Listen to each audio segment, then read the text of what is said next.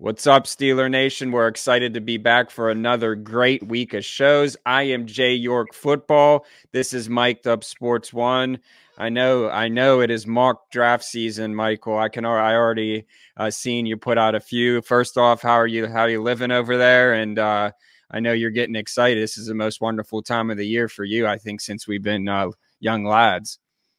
Well, it's not just mock draft season, it's offensive coordinator season in Pittsburgh this week. As huge news today broke that the Steelers hired Arthur Smith, former Titans OC, Falcons head coach. So we'll get into that just a little bit. Obviously, draft season is right around the corner. You mentioned it. The Senior Bowl is coming up this weekend. Can't wait to talk about that a little bit next week.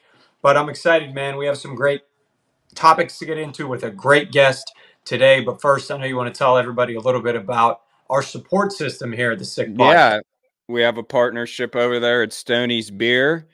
Why settle for a run-of-the-mill mass-produced beer when you can have the best? Upgrade your beer game, raise your standards, and taste the difference that Stoney's Beer can deliver.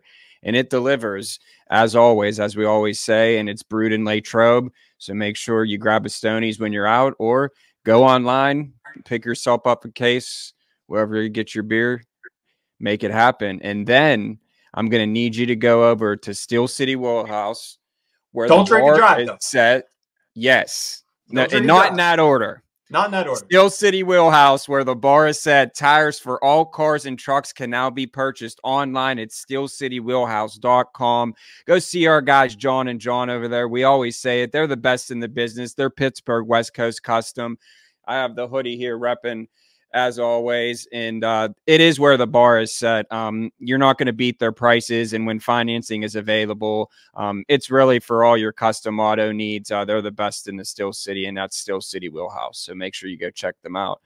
And I know the Super Bowl is coming up, Mike, so we really have to give our viewers, put some money in their pocket for being, faithful to us. Yeah, you remember the killer bees for the Steelers, Ben, Bell, and Brown? I got the killer bees for the Super Bowl. All right, you ready for this? Oh, man. So beer, which is Stoney's. Then you have buffalo chicken dip. How can you have a Super Bowl without buffalo chicken in some form or fashion? And the third one is betting. Those are the keys to a fantastic Super Bowl watch party experience. And if you're looking for a super offer for Super Bowl 58, DraftKings Sportsbook has you covered. New customers can bet on the big game and turn just $5 into $200 instantly in bonus bets. So I need everybody to download the DraftKings Sportsbook app now. Use our code SICKSPORTS. Once again, new customers can bet $5, $200 instantly in bonus bets only on DraftKings Sportsbook, an official sports betting partner of Super Bowl 58. Use our code SICKSPORTS. I'm not sure who you guys like. 49ers started off as a 2.5-point favorite. That's already gone way down. A lot of Chiefs backers so far. We'll preview it in the coming weeks. But just remember, guys, the crown is yours. DraftKings Sportsbook. If you have a gambling problem, call 1-800-GAMBLER or visit www.1800gambler.net. Also, listen, if you are in New York, make sure you call 877-8-HOPE-NY or text HOPE-NY 467-369.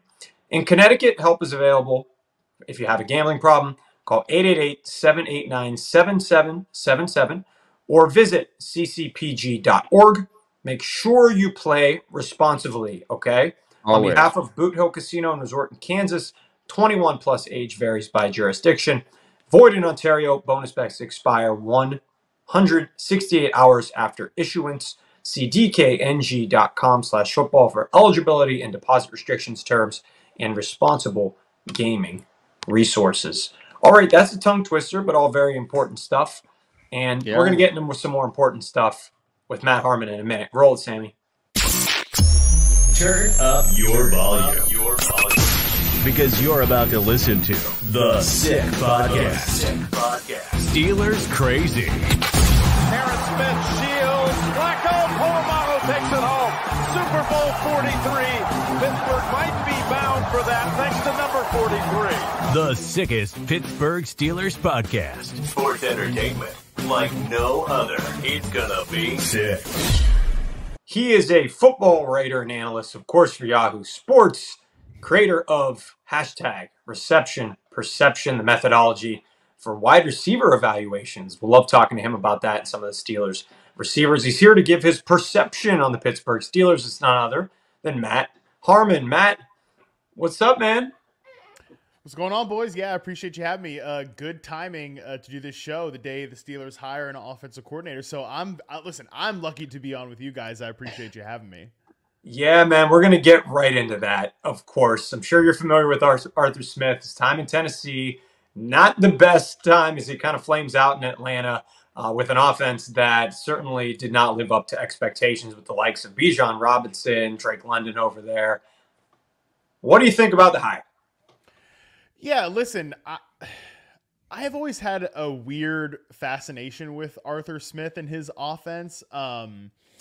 Because, and listen, like doing any level of fantasy work, and obviously at Yahoo do a little bit of fantasy football analysis, he's like probably the most hated coach, maybe of all time, but certainly that I can remember of like the last 5 years in fantasy football. And that's going to happen when you draft 3 guys in the top 10, top 8 in terms of skill position players, and we feel like they probably weren't maximized. Usually for me, that's a massive red flag for any sort of offensive play caller, offensive play designer.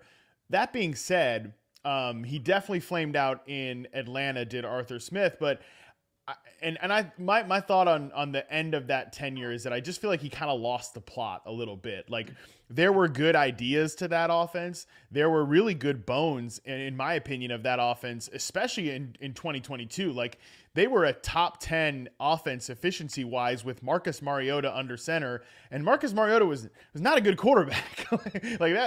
He was offering probably somewhere close to like the Zach Wilson league basement in terms of quarterback play that year. So I gave Smith a lot of credit for what he did with that offense in 2022. Like I said, the ideas are good there. I love the way the run game is designed. I love the way that they're physical. I love the way that group attacked, even if it was with multiple running backs, even if it wasn't always with the running back that fantasy football managers wanted.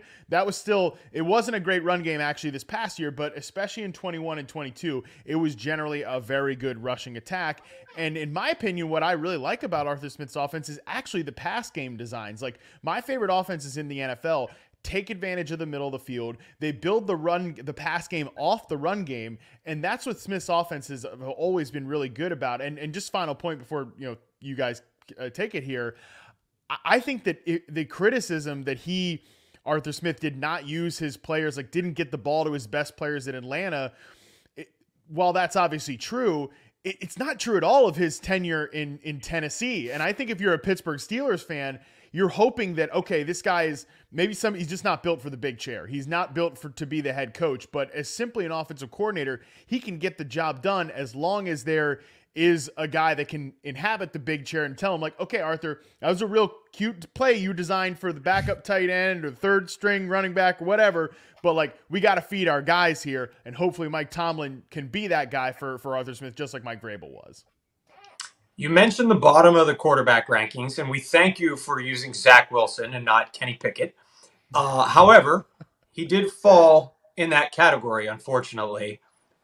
Compare him a little bit to potentially a Ryan Tannehill, right? A guy who in Miami was probably better than Pickett his first couple of years, but really thrived under Arthur Smith.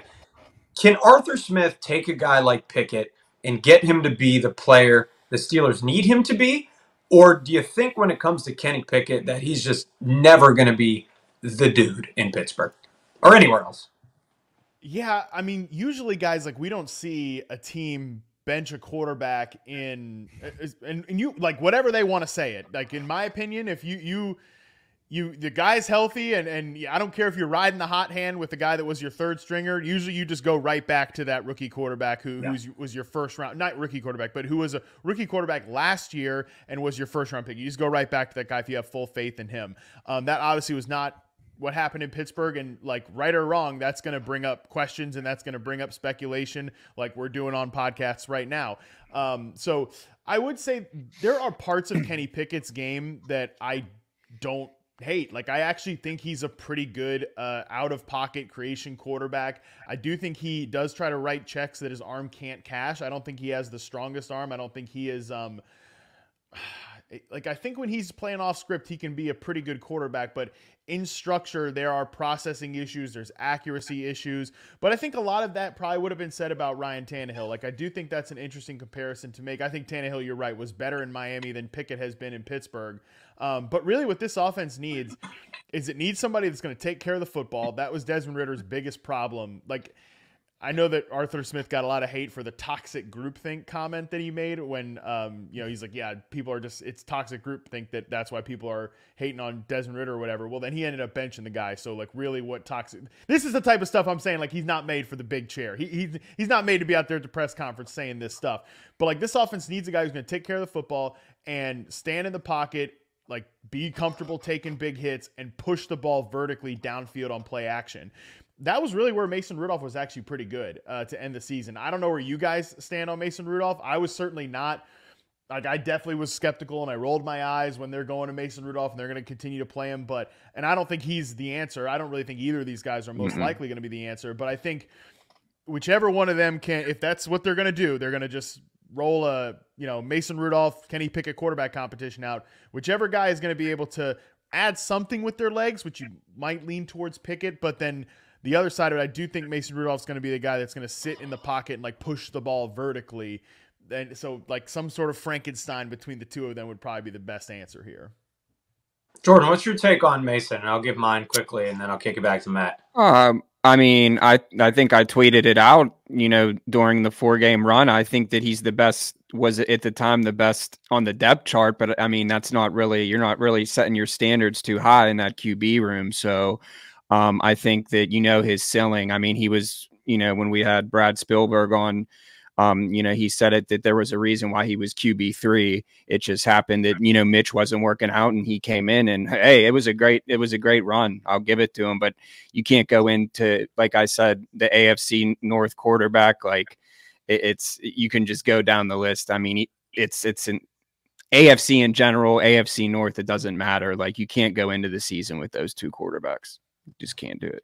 Yeah, I always thought Mason got a bit of an unfair shake because he was behind Big Ben. So every time Ben came out, it was like, oh my gosh, here we go again. Even though if you look back statistically, he was okay. Average, had a bunch of games with 2 touchdowns when Kenny Pickett did not. All right, Matt, I have one more for you, and then I'll kick it over to Jordan for what he's got. We talked about Ryan Tannehill. Mason is an unrestricted free agent. It sounds like potentially the Steelers want him and Kenny Pickett to run it back again. But if he gets an offer somewhere else, and he does leave, does Tannehill make sense to come to the Pittsburgh Steelers? Is that next as a Mason Rudolph type to battle Pickett or to back him up? Because it seems like he's going to be on the outs in Tennessee. Would you agree? Definitely on the outs in Tennessee. I think at this point, letting go of Mike Vrabel there signaled they're on to the next era. I don't know if you guys felt the same way or like how much you caught of this, but I've never seen a player just be given hey, here's a microphone, give a farewell address to the fans at the end of a season like Derrick Henry did with the Tennessee Titans. That was the first sign to me where I was like, yeah, I think there might be something to this like Mike Vrabel thing, and they're really on to the next era, because it wasn't as if like, and I think, look, aging running back at that point in his career, I love Derrick Henry, but that's just how it goes at the running back position. I've never seen that. It's because he's not like he's announcing his retirement. He's just, there's just no pretense that they're going to even consider bringing him back like as a free agent this year. So I definitely think Tennessee's on to a new era. Will Levis will be that new era, and Ryan Tannehill will be a free agent. Or he'll be traded, I would say most likely cut and then be a free agent. To me, though, I don't think Tannehill's like a viable solution. I think if they're intent on bringing back Kenny Pickett and you want to have him battle it out with somebody, like Tannehill definitely to me is a guy that I would want to bring into camp as a backup. And then, all right, if the starter doesn't work out, we can throw him out there. But look, I know that Tannehill was behind a bad offensive line, and they have DeAndre Hopkins and not a lot else going for them from a skill position pass catcher standpoint there in Tennessee. But to me, Tannehill was kind of a mess this year when he got out there. So I don't think he is a viable solution. To me, as a fan of a team, if that was like, hey, we're bringing in Ryan Tannehill, I'm like, you're bringing in a veteran backup, right? That's where I would be looking for a different solution there. Yeah, I have to agree. I think the biggest thing for me, and I wanted to get your take on this, is, every season you go into, obviously we cover the Steelers specifically, but the NFL as a whole, is you want to find your identity going into the season. What would you say is the Steelers' identity? The ground and pound, tough defense, Blitzburgh's coming back, or, is this new NFL? Like, everything's changing, the whole dynamic of the league. Like, is it time to, find what is the identity? I think that is the biggest question going into this year. Just kind of wanted to get. Yeah, I agree. I think that's obviously the goal for every team. You need to have like have a mission statement. Feels kind of lame, but identity is a great way to put it. Like, what are we on offense, and what do we do well, and in what areas are we tough to defend? I think the NFL has changed a little bit the last 2 years, where the meta of the league is not pure drop back pass game. Like, you can be a very good team if you are a physical team on the ground. And frankly, like, with all the defenses have swung towards too high safeties and light boxes and everything, and you're getting some advantageous run looks right now, as just if you're a good offense, especially if you have a dangerous pass game. And like, the best teams in the NFL right now, they're able to take advantage of those light boxes. They're able to take advantage of some of those lighter defenders. And I mean, I think any team that plays the Cowboys is a great example. That is a defense perfectly cater-made to stop like 2019, 2020, 2021 offenses, where we're not focused on running the football. We're focused on spreading the field.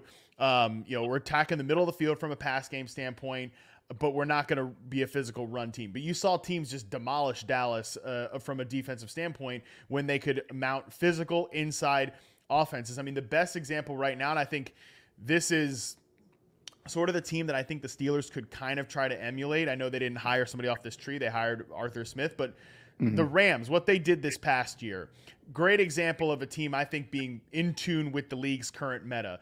The Rams, for years under Sean McVay, were an outside zone team. That is how they attack teams on the ground. And every single year, whether it was Todd Gurley all the way to Cam Akers and Darrell Henderson and all that, they've been trying to run this like outside zone stuff. This past year with Kyron Williams, who ran a lot of man gap scheme from a collegiate standpoint in Notre Dame, they put their big boy pants on and they ran power run there in Los Angeles, and they took shots off play action, and even just not on play action, out of heavier set formations with these big receivers who could run big crossing and big over routes, and obviously Cooper Kupp, and of course Puka Nacua, a historic rookie season. I think that's really the identity that the Steelers could try to emulate here. They should be a physical run team, but also with some big play pizzazz, because I love Jaylen Warren. I love what he can bring to the table. But man, they've got the receivers, in my opinion, in George Pickens and Deontay Johnson to be a team that hurts you down the field. That was, and I'm sure I don't have to preach. That was kind of my next question, so I'll just let you. It was a great segue, is because I know you're a wide receivers guy. Just wanted to get your take on that duo. What is the ceiling for them? I mean, we know George Pickens. I mean, every catch that he makes is a SportsCenter top 10. We know that the talent's there. It's just, with a competent quarterback, I guess you could really say, I think the possibilities are endless with him. I think so too, and I think I've said that you can't really have a normal conversation about George Pickens because there's no middle ground with him where in his rookie season especially, he had all these great catches. It's like, well, this guy's got the potential to be an elite receiver. Well, I would say that there needed to be some more consistency there from a separation standpoint. He had to get better from what he showed as a rookie. There's just no question about that. But then people take that and they want to say he's no good. He can't separate. That's not what we're saying either. There's got to be some middle ground here, and there's got to be some improvement on what we saw as a rookie. I think there was a lot, not consistently. That's still where we've got to get better from a George Pickens standpoint. We've got to be more consistent there. But also, you can't talk about these receivers. And again, this is where I was going to say, I know I don't have to preach to the choir on this one. The offense that Matt Canada has run in Pittsburgh the last few years, I mean, it has been a high school offense. It's been embarrassing. Yeah. And really the route combinations were the thing that was, as a guy that's sitting here charting routes and watching film, I mean, it drives you nuts, it's man. like it was like a midget league playbook, like something that you would see, like, I'm talking like 4th, 5th, 6th grade, like HB dive on Madden. Goes and hitches and runs up the middle. Like, that's it. So, like, hey, get ready for Arthur Smith. He's not running in the basic route concepts. If there's one thing you can say with him, is that he's going to work, like, like these things work to open in any good offense. These routes work to open up something else. Like, even if you're gonna be George Pickens and you're running that clear out route, you're clearing things out for Deontay Johnson on in-breaking routes if you're in this offense. Whereas previously it's like, all right, I've got Deontay Johnson on one side of the field. He's running a hitch route. I've got George Pickens running this corner route on the other side of the field. Well, those things aren't working together in concert. And then you've got, Allen Robinson or Calvin Austin on like a short little drag route over the middle. Like, those route concepts don't work together at all. So that's why it's like, you can't really talk about these receivers and what they've done from a production standpoint, like yards per target, yards per route run, any of those metrics, because it just hasn't really been a normal offense. And I like the talent of George Pickens a lot. Like, I think he fits as a classic X receiver. He's the prototype at that position. And he showed, again, he's got some separation issues against zone coverage when he's working in the intermediate areas of the field, but he's great at running against press. He's great at running against man coverage. Like, that's where he's gotten better and better, in my opinion, as a player. And then Deontay Johnson's a great route runner. He's a mistake-prone player. He'll absolutely drive you crazy at some point. Yeah. He's rather high on the boneheaded play scale. That no whole touchdown thing, I'm glad that got a holy crap. That felt like it was like forever. It was forever, but it felt like an eternity. So I think that once he kind of got that off his chest, he kind of started. It was like, okay, he's back. I think he stopped pressing as much, because I think especially in 22, man, it was just constantly like, hey, you get the ball, like, run upfield, like, stop trying to make, going backwards, making everybody miss and stuff like that. Like, oh man, you're not that guy. Like, you're a good player, but you're not, Deebo Samuel or something like that. Like, let's just run down the field and we'll get there. But it felt like he was kind of trying to take chunks where he just needed to take a couple bites. And I think this past year, you're right, getting that monkey off his back was probably pretty important. But yeah, I mean, both of these guys definitely need to be probably coached a little harder, probably need to be pushed to be a little more professional at times. Like, we don't need to be on Instagram after everything like that. So, but the talent's definitely there for those two guys. And I do think this is the type of offense that, if we're running something closer to what we've seen out of Arthur Smith the last few years, it's a condensed target tree. We're mostly funneling through two receivers, and we're running a power run game. I think that can be good for them. We're hanging out here with Matt Harmon on the Sick Podcast, rounding things up. He's been nice enough to spend a lot of time with us here today. Matt, a couple last things. Obviously, Steelers, big offseason move today with Arthur Smith. What do you think about the rest of the offseason? What positions they need to address? Maybe the draft, free agency?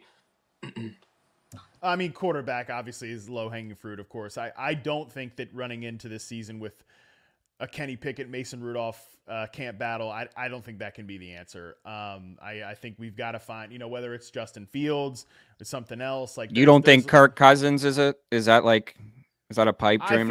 I feel like Cousins is going back to Minnesota. That being said, if you are Kirk and they can't franchise tag you, I'd at least want to hit the market and see what a team like Pittsburgh might throw at you. Because I think that in Atlanta, when Arthur Smith was there, I thought when he might come back and be the head coach there, he'd be the perfect quarterback for what we're talking about. Like, man, if you've watched Kirk with the Vikings, stand in there even when you're going to get hit and just rip that ball downfield. He has been that guy.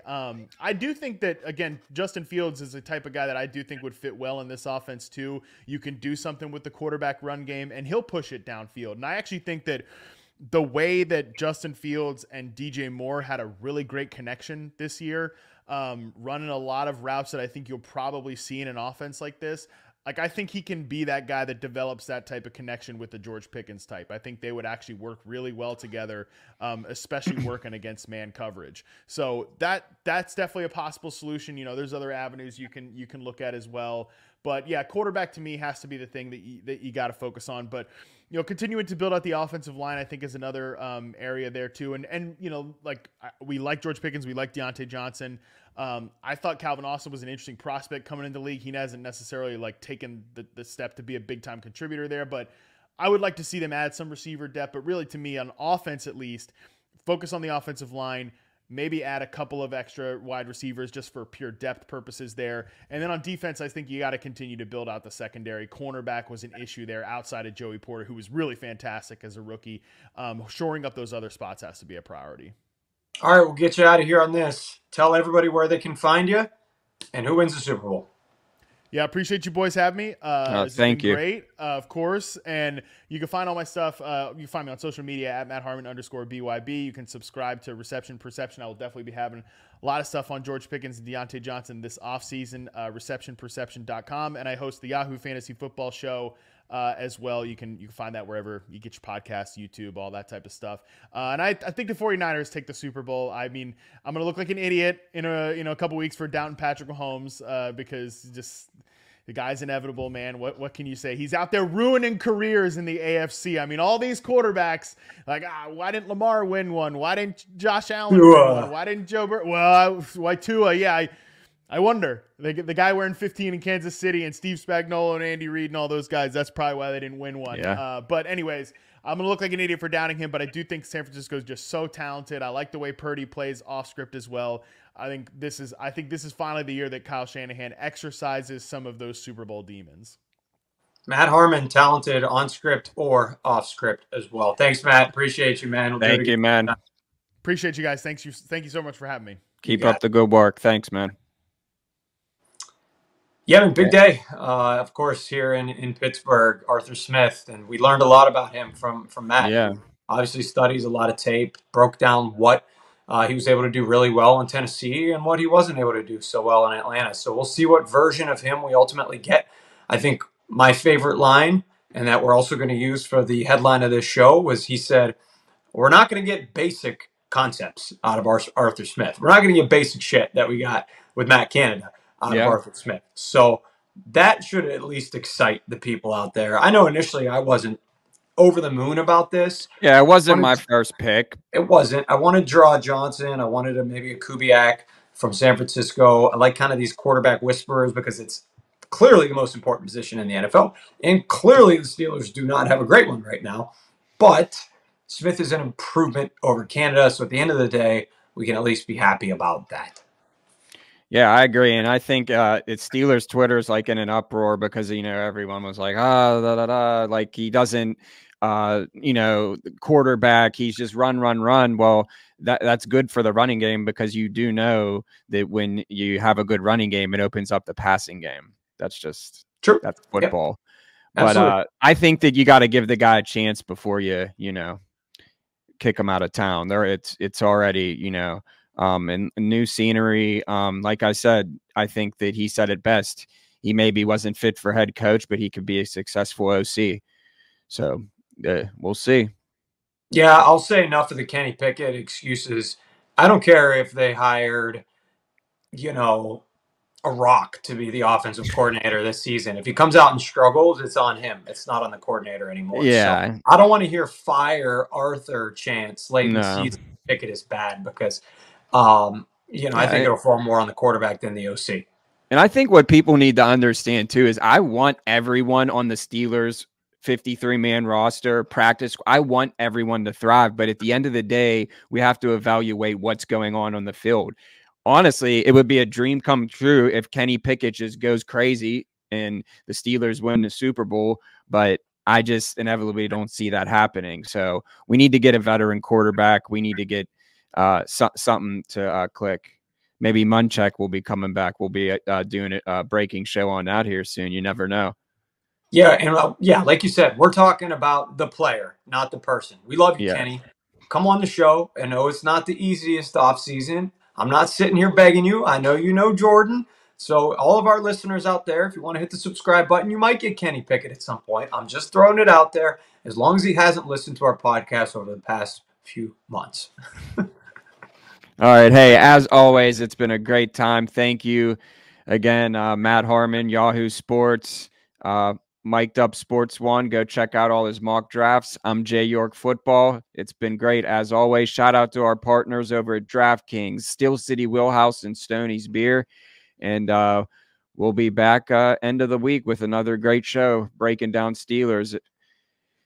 New OC. Let's get to work. The standard is the standard. Let's change it, man. We got to do it. We got to get that playoff win. See you guys. And that's a wrap. Hope you don't miss us too much until next time. Follow the Sick Podcast Steelers Crazy on YouTube, Instagram, Facebook, Google Play, and Apple Podcasts.